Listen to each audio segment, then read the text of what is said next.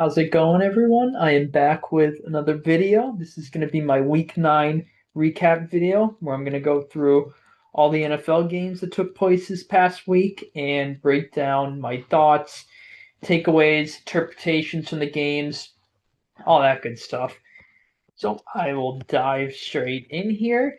So the first game was the Thursday night game last week. It was the Ravens and the Dolphins. And the score is, I would say, a bit misleading. The Ravens dominated in the second half, but the first half, the Ravens were up at the half. It honestly felt like the Dolphins were outplaying them, even though Baltimore was leading at the half. The Dolphins just couldn't get out of their own way in the first half. They were moving the ball. They had like more than double the yardage the Ravens had, or something like that. I think was the stat somewhere in that range. I don't know if it was exactly doubled. It was somewhere around that ballpark, I think. And Mike McDaniel, everyone always is obviously, ripping him. He's on the hot seat. His character's kind of run its course. A lot of people feel, but he actually had a good line where he said something. I think he said like, well, we're playing two teams and it's tough enough to beat one. We can't play two. That was actually a good line. I like that, what he said there, that line from him. And he also said, it's not a good thing when generally you feel that you could be leading at the half and you go in trailing. So the game was close in the first half. Lamar, I think, was working a bit of rust off. And then the second half, the Ravens just really kind of took control of the game. The Dolphins had a couple of drives. They were moving the ball, but couldn't get much going. Rough second half. They just looked out of sync. They didn't look. I don't want to say they didn't look like they were ready to play. Like I said, I think they honestly outplayed Baltimore in the first half. It felt like, but just a disastrous performance. Mike McDaniel's seat heating up. The Dolphins weren't too big of sellers at the trade deadline, which is a bit surprising considering the fact that they're 2-7. Baltimore, on the other hand, it feels like they're heating up. The AFC North looks, like anyone's game besides the Browns. I know mathematically Cleveland's still in it, but barring a miracle, they won't, be competing for the division there.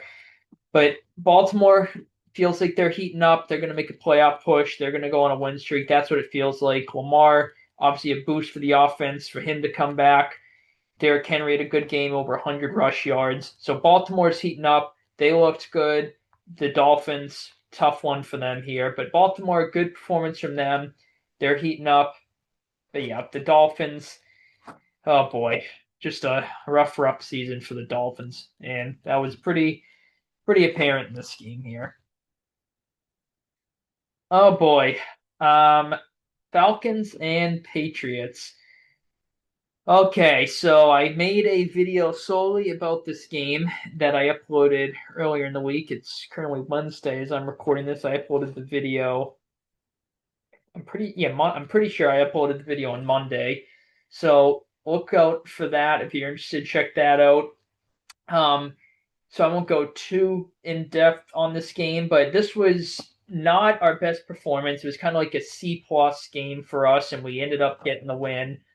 We honestly, I think we were a bit fortunate to win with the intentional grounding, which, by the way, the clap gate was one of the most ridiculous things I've ever seen. Hawkins clapping his hands like 15 yards, if not more, down the field over the crowd noise is what's going to throw the center off. Like really.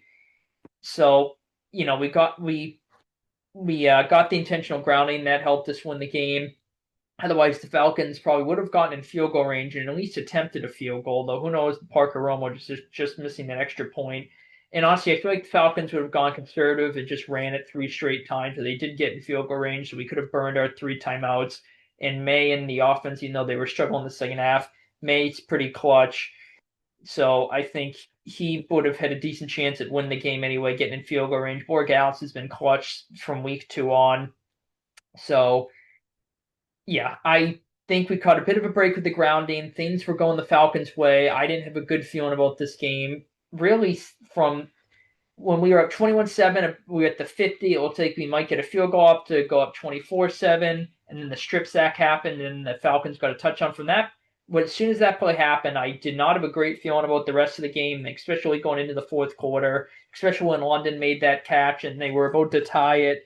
And then when they got the 3-and-out and London had a catch fit to get them to around midfield, I'm like, oh my God, we're going to lose the game. But we ended up getting a win, even though it wasn't pretty. May threw for it instead of guaranteeing time running off the clock, running it. So obviously trust in May, rightfully so, and the offense to get the completion there, get the first down to win the game. So yeah, the first half was pretty good for the most part. Our defense kind of had one bad drive. The second touchdown was really on them. The Falcons were set up like right at the goal line. But they kind of had one conservative drive. Then besides that, defense played good. The offense moved the ball fairly well. But Falcons, they played a solid game. Felt like they got some things to go their way, and they couldn't get the job done. It's good for us to get a win like this. Good teams win games where things don't go their way, and they're how do I describe? Where things don't go their way, they find ways to win, even if it's an ugly win, and that's what we did. We're obviously a good team. We're 7-2. Yes, we played a lot of bad teams, but still, 7-2 is 7-2. So overall, not our best performance, but good for us to get a win. We're used to losing these types of games since Brady moved on, so it's a nice change of pace to win the game like this. Falcons, tough one for them here. I'm gonna fix this box because it's driving me insane. Okay, there we go. But yeah, Falcons, tough one for them here. Grinded out win for my team. Happy you got the dub here. Here was a surprise. Vikings and Lions. I don't think many people expected the Vikings to win the game, let alone even be this competitive. Well, I read the reverse. I don't think many people expected the Vikings to be as competitive as they were, let alone win the game. The Vikings honestly outplayed the Lions more than the score indicates here. The Lions just were, it felt like they were stuck in the mud offensively all day and defensively. JJ McCarthy, even though stat wise he didn't light them up, you just look at the box scores stat line. But McCarthy played a really solid game. He had a clutch throw on 3rd and 6 to Jalen Nailor to ice the game. And overall, the Vikings were moving the ball pretty efficiently with their offense. Their line looked pretty solid, and it's getting a bit healthier. That was obviously a big emphasis on the Vikings in the offseason was stacking the offensive line. They just had guys hurt. They're swapping guys in and out. It's just been a mess up front for the Vikings all season. The line looked pretty good here. The defense with Flores looked like the defense from last year. Really solid performance from them. They played really good. Both sides of the ball for the Vikings played well. The Lions, like I said, were just stuck in the mud. They were trailing by like 3-10 most of the game, and I'm like, how are they not trailing by more? It feels like they're getting thoroughly outplayed here. And the Lions, they were attempting a field goal with a few minutes, like 7 minutes left to. Actually, it may have been like 6 minutes, somewhat, not too much time left in the fourth quarter. It gets blocked. It was gonna. They made the field goal would have been a 7-point. Or actually, I think a 4-point game, and the Vikings ended up blocking it, returning it. They got a field goal out of it. Then the Lions immediately went down the field and scored. I'm like, are the Vikings seriously going to blow this game? But then J.J. McCarthy to throw on 3rd and 6, I mentioned to Nailor, iced it. So Vikings, it's been a very rough season, but at the end of the day, they're 4-4, so they're still, in a good spot to compete for the playoffs. If McCarthy can play like this, I mean, he looked like one of the worst quarterbacks ever through 8 quarters. His first 2 games, he looked horrible in 7 of them, with the outlier obviously being the fourth quarter against the Bears. But if he plays like this Vikings team can be pretty dangerous, especially if the defense picks it back up. They've been a bit off this year compared to their standard. So this Minnesota team could be dangerous. Detroit, I'm very surprised at how poorly they played. And again, give credit to the Vikings; they played great, but the Lions coming out of the bye, they just did not look good at all. They look rusty. Their first drive, they went right down the field and scored a touchdown. Besides that, they struggled a lot of the day. They just didn't look good coming out of the bye. Expected them to be more prepared, more ready to play, more energized. I expected them to win convincingly, so I'm surprised at how this game went. But give credit to the Vikings here. Lions feels like they're not as great as they were the past couple seasons. Tough one for them here. Chargers, Titans. Well, the Titans got some things to go their way in this game. They got a pick six, they got a punt return touchdown, and they were right in this game for a while up until the end. The Chargers were moving the ball offensively for most of the game. The Titans defense actually played a bit better than I was expecting. But the Chargers were moving the ball most of the game. Their defense again played better than the score indicated because 14 of the points were from a pick six and a punt return. Obviously, the defense can't do anything about that. So that's tough on the Chargers defense there. Obviously, the Titans offense has been a mess all year, so it's not like the Chargers defense going up against a juggernaut. But overall, you'd like to see the Chargers probably win a bit more convincingly. Big point from this game is Joe Alt. Just as he gets back, he gets hurt again. He's out for the year. Chargers at the trade deadline made a trade for a tackle, but Joe Alt, we saw him against the Vikings, how great their offense looked, and then the rest of the season, well, I mean, the majority of the season where Joe Alt's been injured, their offense, especially in the run game, really struggled. So, for the most part. So, Joe Alt, that's a big loss, but at least they made a trade for a tackle there. But yeah, Chargers, not the prettiest of wins. They got the win. Feels like they're playing a they're not playing as good as they were the first couple weeks of the season, but they're not playing as poorly as they were during that when they lost 3 or 4 that streak.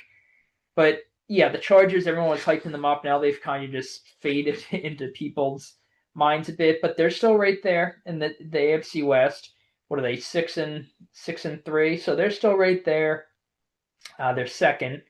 Obviously, Denver's in first at 7-2. So sorry, I'm getting a text here. So yeah, Chargers not the prettiest one. They got the win. Titans, they were competitive, but I don't think really anyone expected them to win the game. At least they looked better than most people thought. But yeah, Titans just what a rough year for them. Here was another surprise: Colts Steelers. Now the score is a bit misleading because the the Steelers dominated this game. I mean, they even had like an instance, maybe even two in this game, where they were set up at the goal line, or maybe not set up at the goal line, but they worked it down to the goal line. And actually, one of them, I think they got a pick off Daniel Jones. They were set up at the goal line. One of them, they worked it into the end zone, um, down the field. I think, at least off the top of my head, I may not be 100% correct. And the Colts defense stopped them on a fourth and goal, and then I think one of them they set up for a field goal. Not 100% sure, but the Colts defense, it's been solid this year, but teams can move the ball on it. But it kind of has been, but don't break defense. But speaking of defense, the Steelers' defense under a lot of criticism. They've been very streaky this year. They got absolutely annihilated by the Packers, especially in the second half last week. So everyone ripping the Steelers' defense, and they played phenomenal in this game. Daniel Jones easily played his worst game of the season. They had 3 turnovers. I think 2 of them were tipped passes, but it feels like maybe the blueprint for Daniel Jones is starting to get, at least the Colts version of Daniel Jones is starting to get revealed a little bit. Seems like under pressure, he's making some not so great decisions. Now I'm sure the Colts will adjust to that. I don't think Daniel Jones is going to fall off the map or anything performance wise compared to the season, but we saw against the Titans last week, even though the Colts annihilated the Titans in that game. The Titans got some pressure, and then the Rams, they got a decent amount of pressure too, and they lost that game. Daniel Jones, he played better in that game than this game, but didn't look like the Daniel Jones most games this season. Then this game, 3 turnovers for the Colts. They couldn't get the run game going because they were down a majority of the game. And yeah, the Steelers offense, typical methodical Steeler offense game. The Colts are down 10. They were actually down 17 in the fourth. They get a touchdown. Then they forced a fumble. And I'm like, oh my God, the Colts are actually going to come back. So there's like 4 minutes left. I think they had all 3 of their timeouts. And then Daniel Jones threw a pick. And I'm like, oh, man, that's probably going to do it. And I think maybe they only had 2 timeouts, but they either had 2 or 3 timeouts, I'm pretty sure. And Yeah, they ended up getting a field goal, got it to 7, didn't get the onside. Steelers just nailed it out. So the Steelers, they needed this win with the Ravens heating up. And, even the Bengals, even though they're a disaster record wise right now, if they didn't pull the past 2 games, they would be right there in the division. And actually, they beat the Steelers, so they would be. I think they'd have, what, a half game lead because they both have 5 wins, but yeah, they both have 5 wins. The Bengals had played an extra game. So if the Bengals didn't pull the past 2 games, off the top of my head, I think they would have been leading the division, even with the Steelers winning this game. But my point is the Steelers, teams are kind of right there for the division. They're on a 2 game losing streak, and they got a much needed win here against a juggernaut of a team this season in the Colts, to the surprise of many. So honestly, pretty much everyone. I don't think anyone expected the Colts to be this good, but yeah, the Colts. This was kind of the game. I think everyone was saying, all right, well, if they got to slip up at one point, I think this was the game. So Colts, not their best performance, obviously, but I'm not. I mean, as a Patriots fan, I'm not a Colts fan at all, of course, but obviously there's a big rivalry back in the day with like Brady and Manning, back in those glory days for us. But is like from a neutral view, I wouldn't be too concerned with the Colts.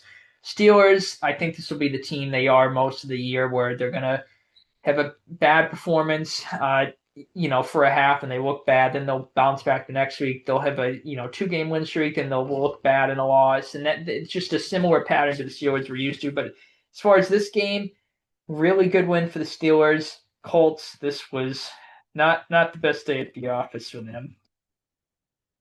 Oh boy. Well, speaking of not good performances, the Packers, their defense was fine, but well, actually they had the ball run on them a good amount by Rico Dowdle and company. But yeah, the offense really struggled for the Packers here. The Panthers defense played a really good game. I didn't think the Panthers had much of a chance in this game, but their defense played really well. There's been a couple individual games where their defense has played really well. This game, obviously, the Falcons game where they got the shutout, and they played good the Jets game, but that it's the Jets. No disrespect to them, but and that was before they may have found something against the Bengals defense last week. Even though the Bengals defense is an absolute abomination, but anyway, Panthers defense played really well this game. That's why they won it. Bryce Young company clutch drive at the end to get a Ryan Fitzgerald game-winning field goal. So that was clutch on their part. I mean, the Packers, you just can't lose this game. No disrespect to the Panthers. I know they're 5-4 right now, but I don't think they're one of the better teams in the league. I mean, you should be taking care of business at home. They really struggled offensively. Losing Tucker Kraft is going to be a big blow to them for the rest of the year. He was having a monster year. Of course, I was playing against him in fantasy 2 weeks ago in one league where he scored 36. Lost that matchup, so that was awesome. Barely lost, so thank you, Tucker Kraft, for handing me a big fat L in that matchup. But yeah, Jordan Love had one of the worst interceptions I've ever seen, where it was fourth down, so he scrambled and he just heaved it up, and there was no Packer in the area whatsoever. It was horrible. And also, there was a decision where they were down 7. There was like 7 minutes left, I think, maybe even 8, and they went for it on fourth and like 8, I think it was. That was the Love pick, and instead of kicking the field goal, versus later in the game they get a game tying touchdown. They would have taken the field goal there. That would have been an extra 3 points. So the Panthers, it would have needed to either tie with the field goal or try to take the lead with a touchdown. So that was a questionable decision there. Obviously, it's easy to second guess it in hindsight, but it didn't work. But overall, just a bad game from the Packers offense. And this is kind of the second kind of head scratching performance. They had one against the Browns. So the Packers, they look good one game like the Steelers, and then they kind of have a suspect performance like this. So they're a bit of a hard team to gauge. But yeah, I'm sure at the end of the year they'll be going in the playoffs with some momentum. Feels like that's what Matt LaFleur teams do. But yeah, this game just an unexpected, lackluster performance. At least they had a clutch drive at the end to tie it, but lackluster performance. Panthers, give them credit though. They got a really solid dub on the road against a really solid Packers team in this one. Broncos Texans. Yep. kind of went how most people expected, a low scoring defensive game, not too much offense. The Broncos, another fourth quarter comeback. They have 7 points entering the fourth. They get a touchdown, two-point conversion, and Bo Nix and company lead a game-winning drive, walk-off field goal by Will Lutz at the end of the game. The Texans caught a bad break with Stroud getting injured. If Stroud wasn't hurt, I honestly probably think Houston may have won the game. Now, Davis Mills, I thought, played fine. He didn't cost them the game by any means, but with Stroud in there, obviously he's better than Mills, even though Stroud's obviously been getting ripped for the past 2 seasons. But Stroud was moving the ball well. The offense just looked better with him in there, obviously, starting quarterback. The Texans offense, even though it feels like it's been moving the ball better than it has been for most of the season in the past couple weeks, their goal line offense is just horrible. I mean, they were at the 1, and Denver stuffs them 3 straight plays, and then they get a false start. They had a similar sequence against the Seahawks 2 weeks ago. So that's unacceptable, obviously. But yeah, the Houston's defense played great in this game, per usual. Nix had a rough start. He was like 0 of 6. They got picked to start, I'm pretty sure. But Broncos, like many games this season, they were right there for most of the game. Defense was keeping them in it, offense not doing much. And then the fourth quarter, the offense figured something out, and they end up pulling one out. So Denver, you would like to see them get a convincing win as far as, not needing to go down the last few seconds of the game. But Denver, obviously, a Houston team that's not the best, but their defense really solid. The offense started to figure some things out. So solid win overall for Denver. Houston, oh boy. Yeah, tough one for them here. The offense is just costing them games by not simply producing enough. The poor defense is playing their asses off, and they're just not getting wins for it. So tough one for Houston here. Denver, come from behind win, per usual. Good to get a solid road dub for them here. Niners, Giants, yep, not too much to recap from this game. The Niners offense, kind of like I predicted it would, dominated. The Giants defense could not stop them. Mac Jones is like 14 of 14. He did have one pick. It was like a tip pass, like right at the line, if I remember right. But he was 14 of 14 at one point. Excuse me here. And yeah, they could not be stopped. I thought Shanahan would have a really good game plan for this Shane Bowen-led defense. Its coaching advantage there goes to the Niners. That was evident. And then offensively, I thought that Robert Saleh would have a good game plan against the Giants offense and their coaching staff. So that played out a bit too. Niners were in complete control for most of the game. Giants got a garbage time touchdown to make it, more respectable late, but it looks like Dart and the offense is starting to struggle more compared to the first couple weeks. Their receiver injuries are starting to be a bit more evident. Dart's not looking as great, although he doesn't look bad by any means, but he's not looking too great compared to the first couple weeks he was playing. The defense is getting torched. This kind of looks like the Giants team we're used to the past couple seasons. The Niners, it's incomprehensible. They get another starting defensive player out for the year, it looks like. So that's just absolutely brutal. They just cannot catch a break, the Niners, with injuries. But it wasn't really that apparent in this game, so they dominated and won the game. So only by 10, but again, it was a bit more convincing than that, it felt like. So overall, good road win for the Niners here. Tough game for the Giants in this one. Oh boy. Oh boy. Bears Bengals. The battle of the no defense game. I mean, I don't even know where to start. First of all, neither defense could stop anything. The Bears got like a turnover or two, and besides that, I don't think their defense stopped the Bengals like at all. And the Bengals couldn't stop the Bears' offense at all either. I mean, just the score just suggests that both defenses couldn't stop a parked car this game. The Bears had this game; they were in control. The Bengals were like with 3.5 minutes left or something like that.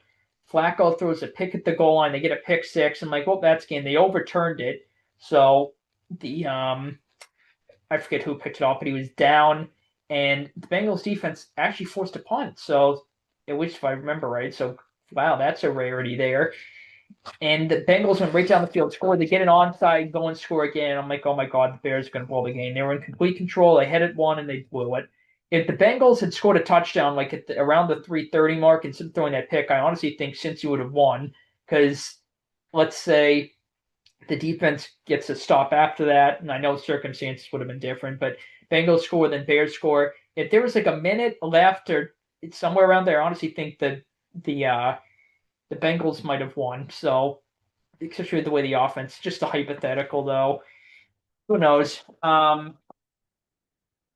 yeah, so the Bengals, they get the onside, they go down the field, score. It's 3rd and 10, and right up the middle, Cole Kmet, or no, actually, it was Loveland, who's been very quiet this season. This was his breakout game. Gets a pass, bounces off of a tackle, and runs into the end zone. Bengals defense, but again, they're an absolute joke right now. They cannot stop absolutely anyone.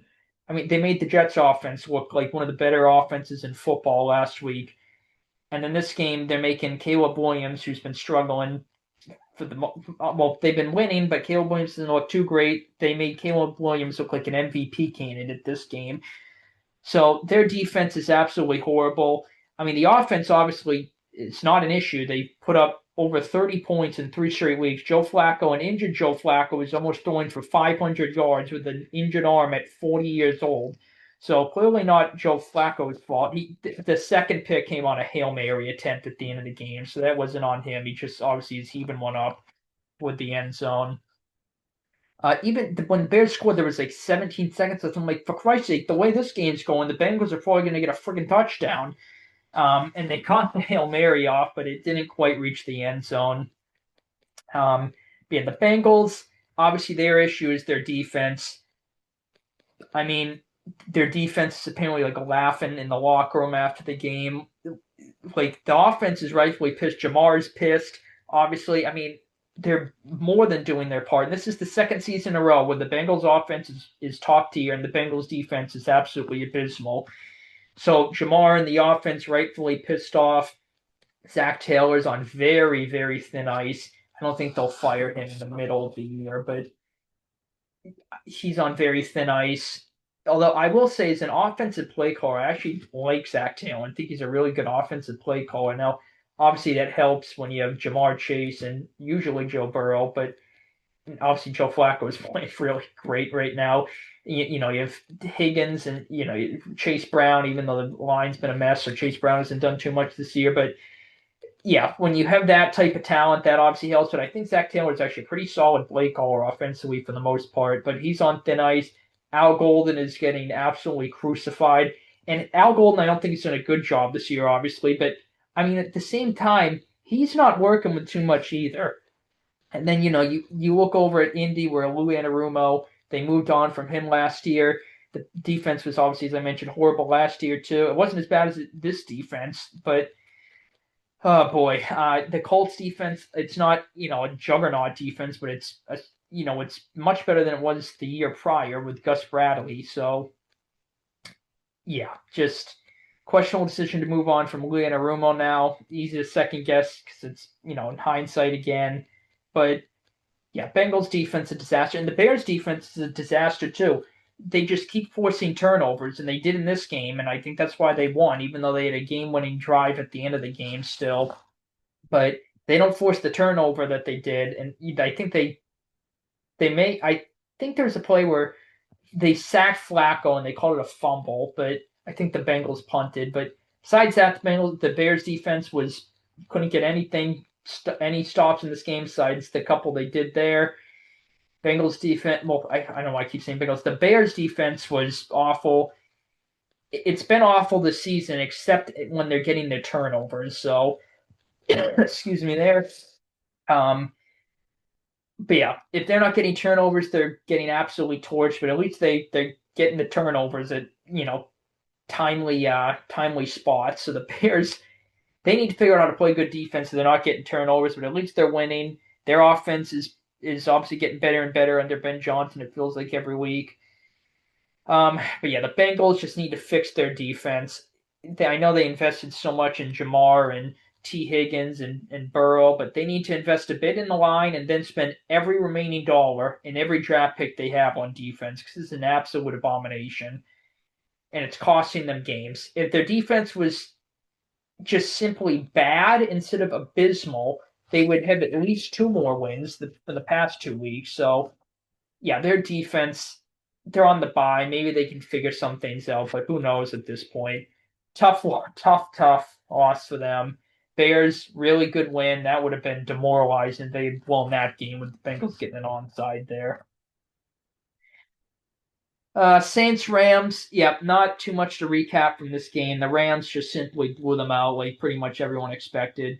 Saints were sort of competitive at the start of the year, but losing and yeah, now they're looking like the team many people expected them to be going into the year.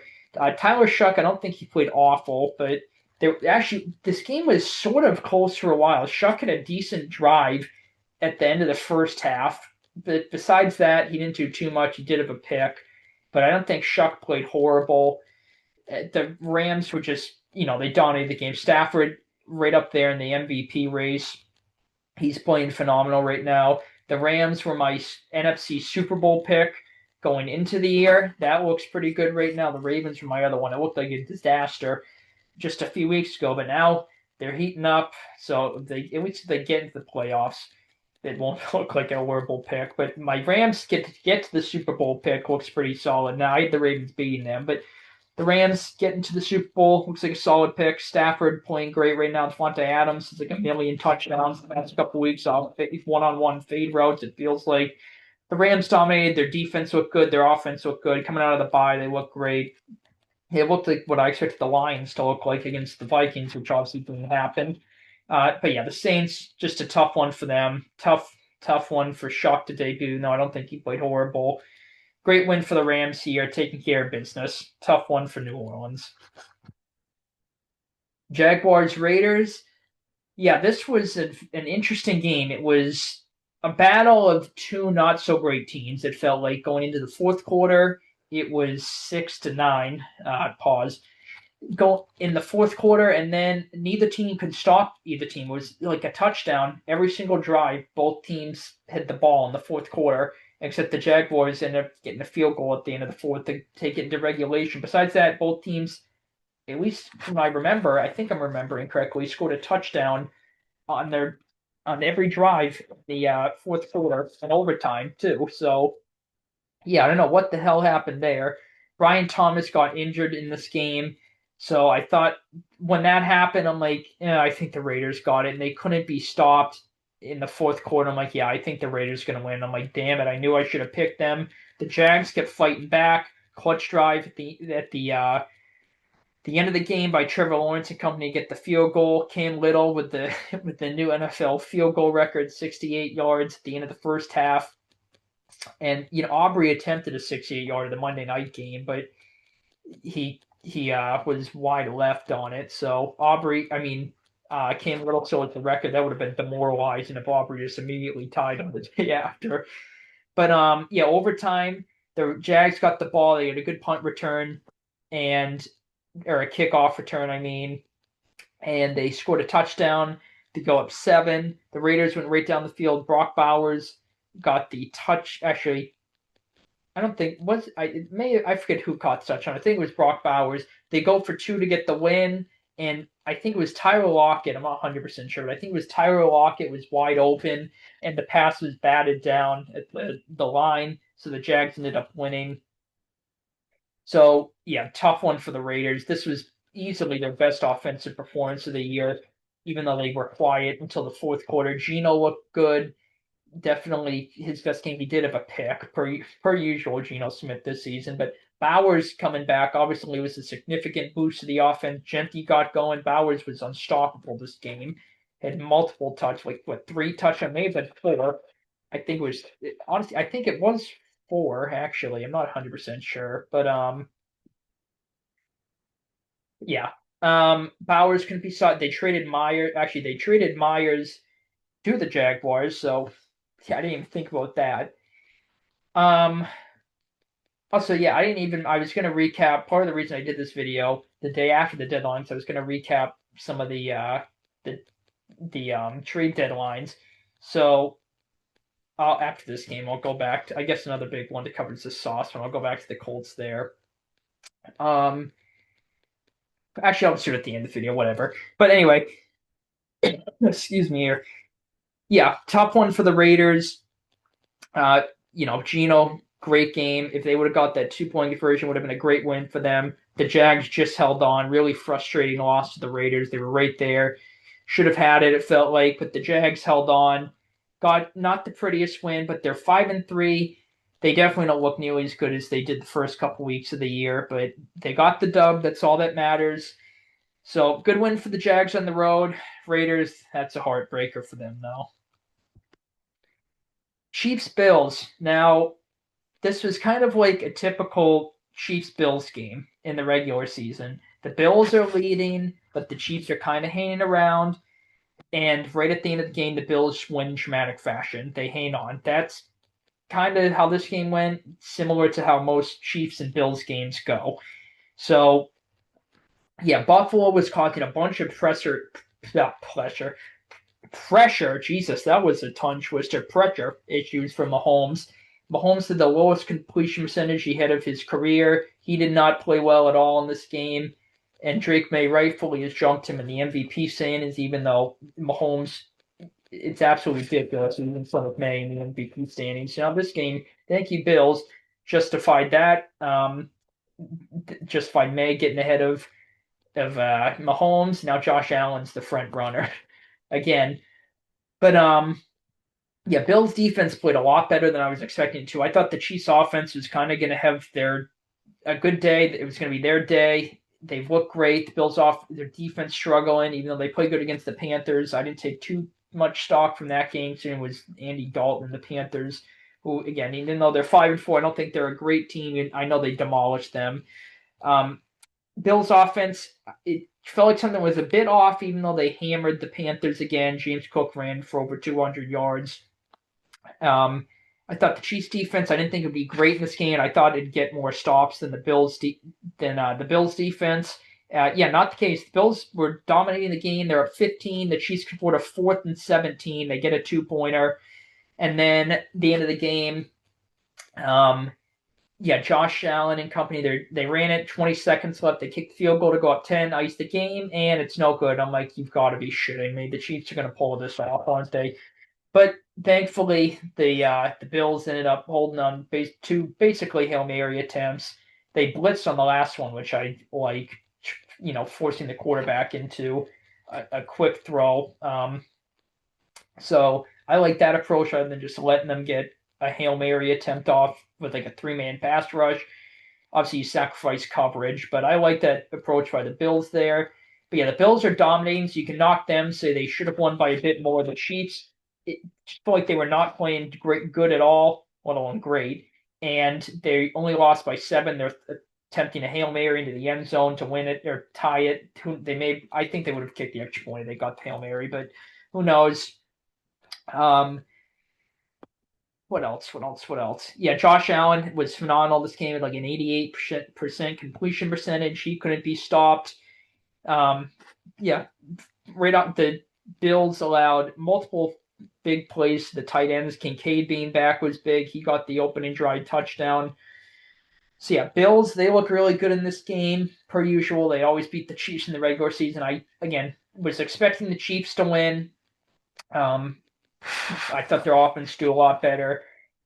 Now the question is, did the Chiefs maybe save some things for a potential playoff matchup? You can argue they do that in the regular season, but I don't know. I maybe a little bit, but not enough to where they would have lost the game, I don't think. So yeah, Chiefs, not a good performance, and they're not in the playoffs right now. They're the 8th seed. They're 5-4.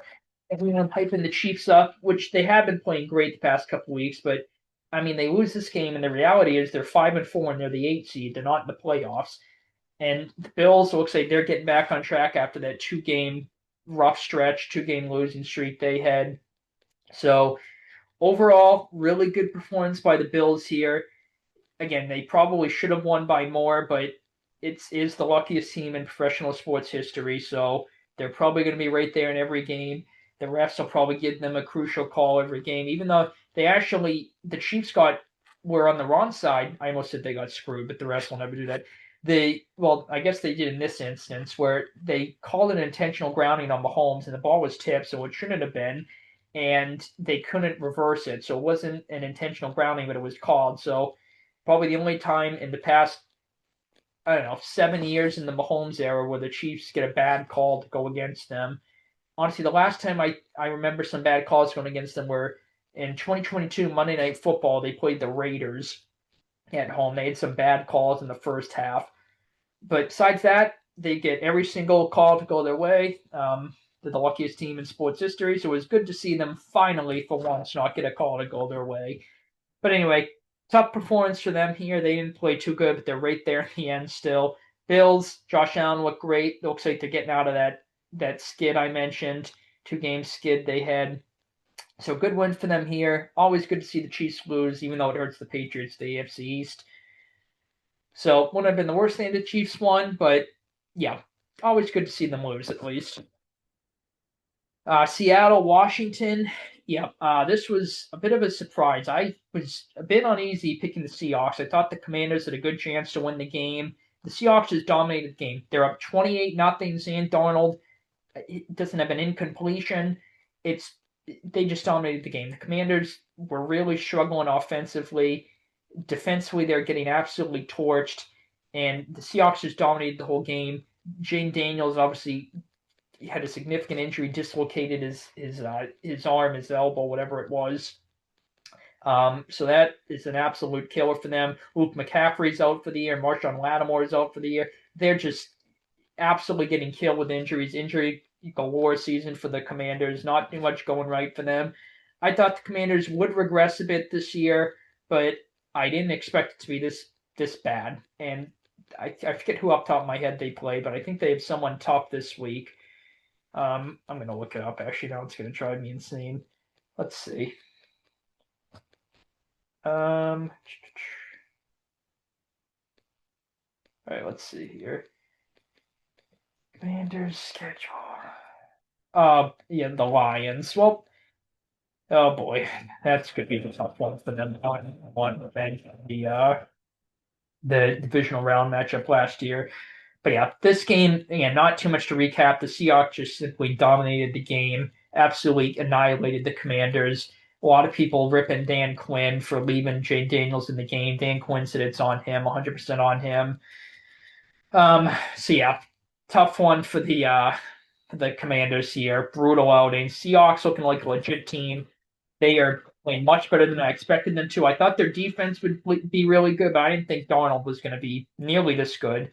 So I was wrong on the Seahawks, at least so far. So credit to them, playing great. The offense, Clint Kubiak, I was a bit pessimistic on that hire. He's been great. They just traded for Rashid Shaheed, so that's a fantastic trade for them. The deep threat, obviously, is the connection with Clint Kubiak being with the Saints. So, yeah, really good trade for them. Cooper Kupp's hurt, so that'll negate that a bit. Well, Cooper Kupp's like always hurt this season, it feels like. So the Seahawks, dark horse sleeper team this year. Look out for them. But the Commanders, just a brutal outing in a brutal season so far. Arizona and Dallas. Yeah, so this was a bit of a surprise. I was fairly confident with the Cowboys. I thought their defense would play not a good game, but not a horrible game. But and the Cardinals only scored 27, but well, only 27. That's like nothing compared to how much Dallas has been letting up to everyone. But 27's good, but it's honestly they moved the ball more better than the score indicates. I think it felt like they could not be stopped. Marvin Harrison, they're just leaving him 1-on-1. He could not be stopped. Hit a career high in catches.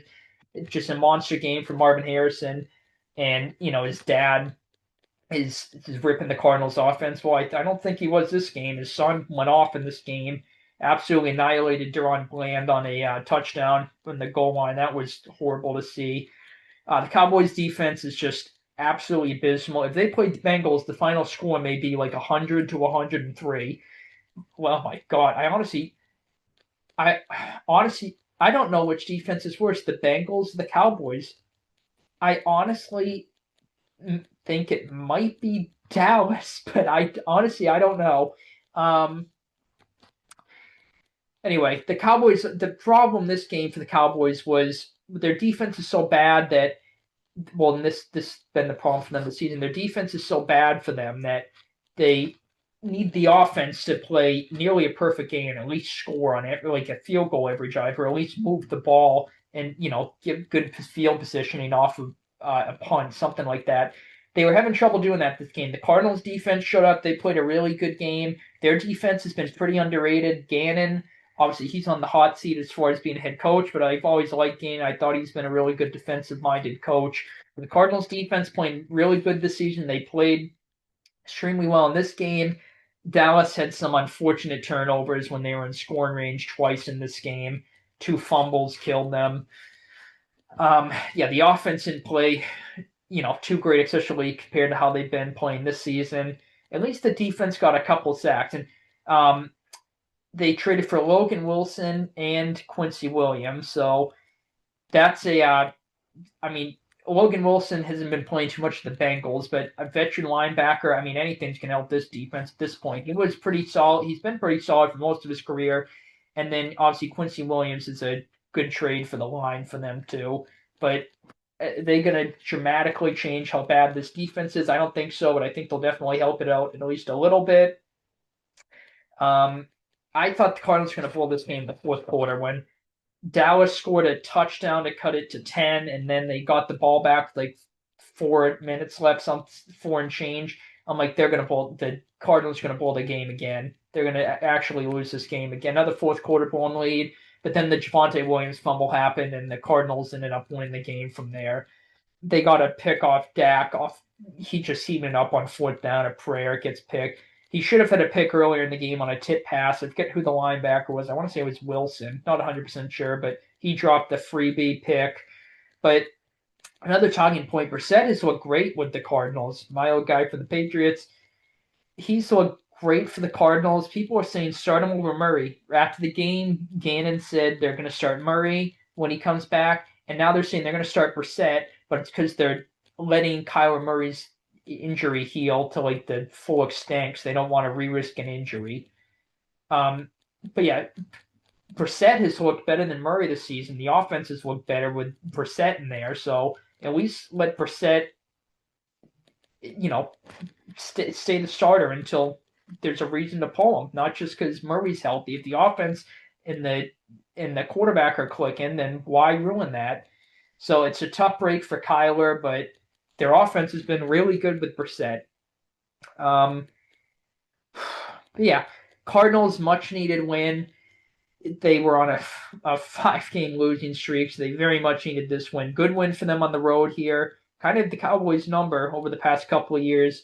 Dallas, tough one for them here. At least they got some additions to their defense at the trade deadline, but tough game for the Cowboys.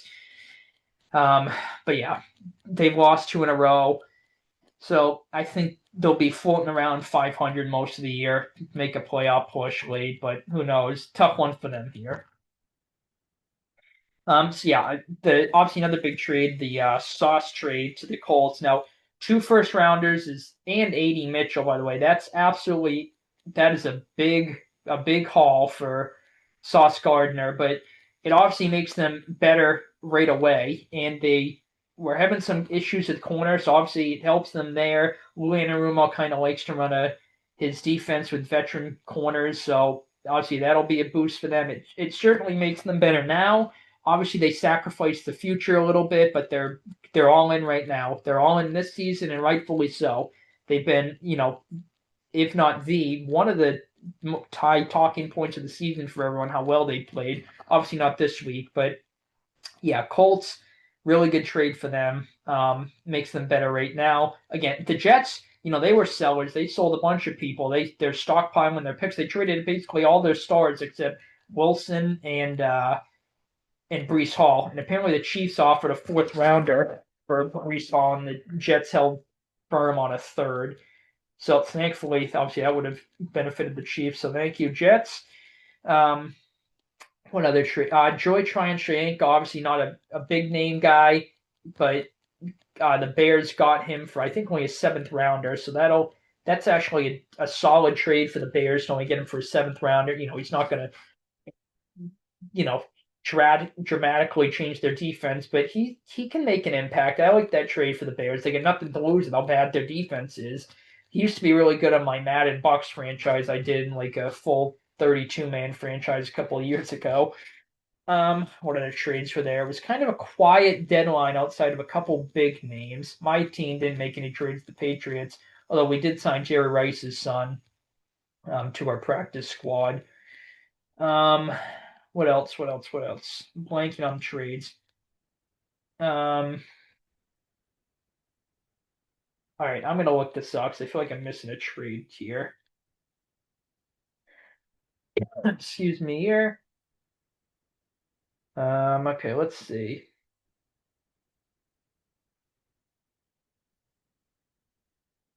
Um, oh, Trevor Penning, by the way, was the tackle the Chargers traded for. Who else? I feel like I'm missing a big name here. All right, here's an ESPN article. Let's see. Um, yeah. Um, oh, Draymond Jones is a pretty big one too. Jalen Phillips, the Eagles getting him, that's a big one. Um, yeah, there weren't too many trades, honestly, at the deadline. Um, but anyway, as far as this week, it was a pretty good week of football. It's a surprising week with some of the games. This week, I can't believe it's already going to be week 10. Looks like a lot of tough matchups. So yeah, a lot of games that can go either way. So it could be tough picks wise this week, but who knows? It's been a rough season for the most part, outside of a couple weeks with picks for me at least, from a lot of people, from what it seems like. But yeah, pretty good week of football. I will wrap this video up here. Hopefully, you guys did good fantasy picks, betting, all that good stuff, as I always say. But I will wrap this video up here. Hopefully, you guys enjoyed. Thank you for tuning in and take it easy, guys.